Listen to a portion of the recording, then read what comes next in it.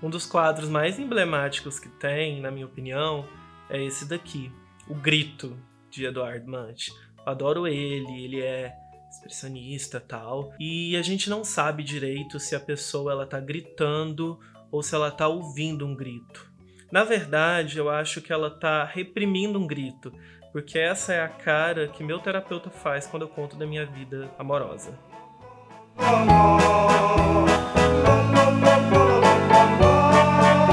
Olá, bom dia, boa tarde, boa noite, dependendo do horário que você está vendo este vídeo. Eu sou a Envy e este é o meu clube de leitura, porque ler é o quê?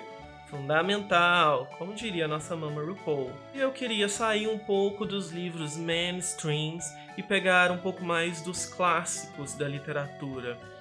Porque, sendo as obras literárias um reflexo do seu tempo, a gente consegue entender como eram as sociedades anteriores e o que mudou para a gente chegar onde a gente está.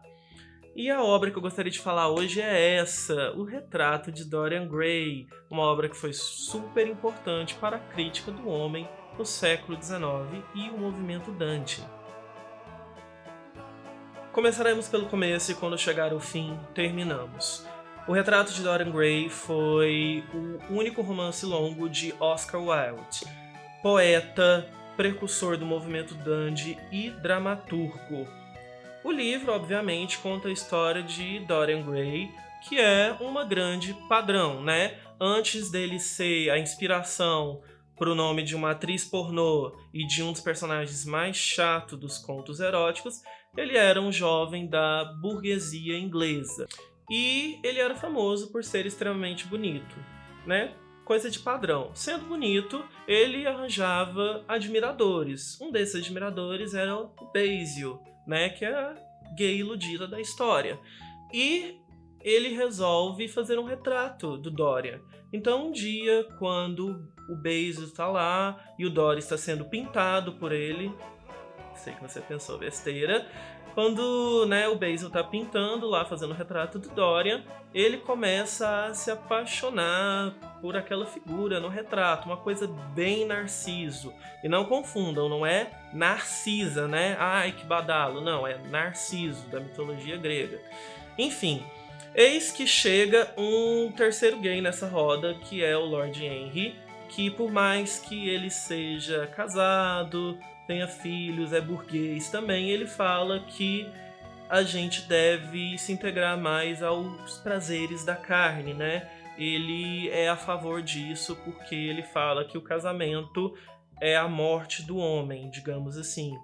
E ele fala assim, eu lamento que o retrato vá permanecer belo e jovem durante toda a eternidade e o Dorian de verdade vai envelhecer e apodrecer. E o Dorian se casa com a atriz Sylvie Vane e ele quer ter essa vida de padrão, feliz, tal, mas influenciado pelo Lord Henry, ele começa a ceder aos prazeres, né, da carne, e a Sylvie, sabendo disso, acaba tirando a própria vida. E o Dorian percebe que toda vez que ele é seduzido por esse mundo fora da moral daquela época, o retrato acaba envelhecendo, apodrecendo no lugar dele. No começo do século XIX, a gente tinha a queda da aristocracia e a ascensão, né, da classe burguesa. Os aristocratas, o povo da realeza, queriam se afastar o mais de aparência possível dos pobres e desses novos ricos. Então a moda para a aristocracia daquela época era muito inspirada no rei Luís XVI, mais conhecido como Rei Sol. Então nós tínhamos perucas, salto alto e plumas e pó de arroz, e eu não estou falando de drag queens, eu estou falando como é que se portavam os homens nobres daquela época. Em contrapartida a isso veio o movimento Dandy, que era um movimento de nobres burgueses que também queriam se afastar dessa ideia de realeza, mas queriam a sua própria estética e uma estética que fosse elegante, mas que não fosse exagerada como os nobres. Inclusive, foi aí que surgiu um termo que se chama esnobe, que é o termo de uma pessoa que não é nobre, mas quer se parecer como um. E sendo um movimento de estética, ele também começou a questionar alguns modos de vida, alguma parte da etiqueta, né, desses nobres. Como os nobres, eles prezavam pela família, pela manutenção da propriedade privada e tudo mais, o movimento dandy começava a falar assim: mas por que eu não posso me entregar um pouco a esses prazeres, né, do mundo? Bom, e como o padrão heterossexual é o que era imposto, né, para formar famílias, o movimento dandy não começou a questionar: por que será que os homens não podem ter prazer com outros homens? E agora vamos falar da maior mona do rolê, que foi o Oscar Wilde. Esse escritor fantástico era uma figura muito emblemática para a época. Ao escrever o livro, ele dizia que se via muito no Basil, que as pessoas viam ele muito como Lord Henry, mas que ele queria mesmo era ser igual o Dorian. O Oscar Wilde era uma pessoa que preocupava muito com a sua aparência, sempre andava muito elegante. Era uma pessoa que não importava em falar abertamente que era homossexual, que gostava de sentir prazer com outros homens, mesmo numa época em que era proibido ter essa prática. Na Inglaterra, ele já foi preso diversas vezes, mas ele acabou não negando a sua situação porque ele falou que esse prazer era mais importante do que um dogma. E a gente pode parar para pensar que essa ideia de militância somente pelo prazer, né, um prazer individual, é uma ideia muito liberal de militância, que não é o que hoje em dia nós, como comunidade LGBT, buscamos.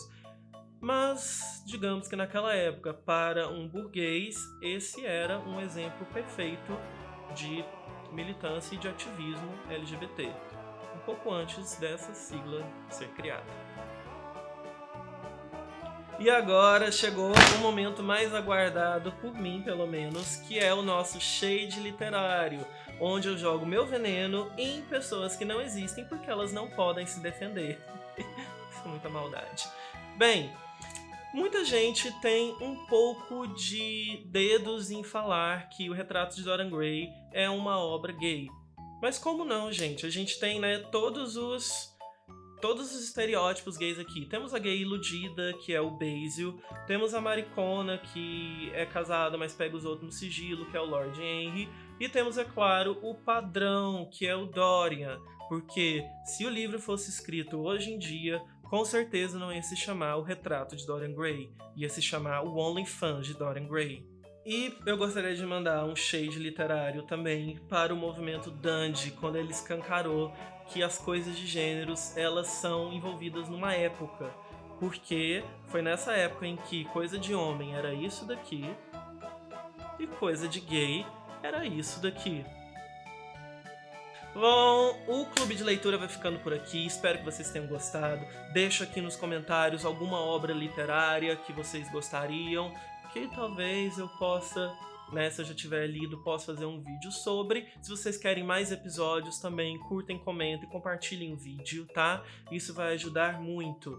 Um abraço e espero que vocês leiam mais. Tchau!